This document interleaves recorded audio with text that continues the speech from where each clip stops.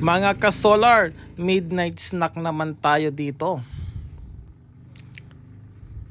Ito nga pala yung kanang alfresco, dine-in.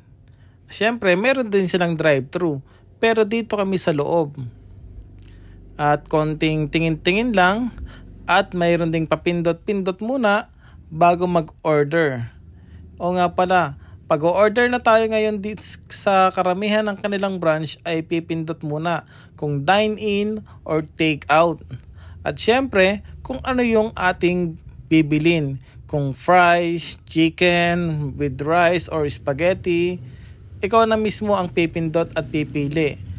After mong pumindot, okay, magbabayad ka naman dun sa cashier. After sa cashier, dito na, kukunin mo na yung iyong in-order. Magantay ka lang dyan sandali. At ito nga yung aming in-order. Okay na. Yan. Chicken with rice. Sa kanya, McFloat. Sa akin, iced tea lang. Yung drinks ko.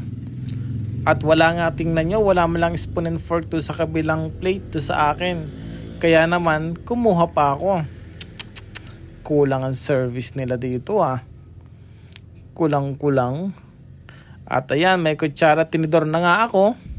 Kaya pwede tayong kumain. At oo nga pala, yung gravy dito unlimited. At kompleto na ng lahat at kain muna kami. Ang bilis namin kumain Siyempre, kailangan mabilis ang kumain. Malayo pa yung uuwian namin.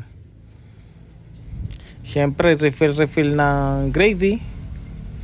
Nakadalawang rice ako dyan. At yan na nga.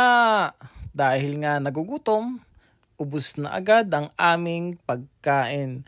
Bawal ang tira-tira. At siyempre, pagkakain, uwi na. Yun lang, bye-bye.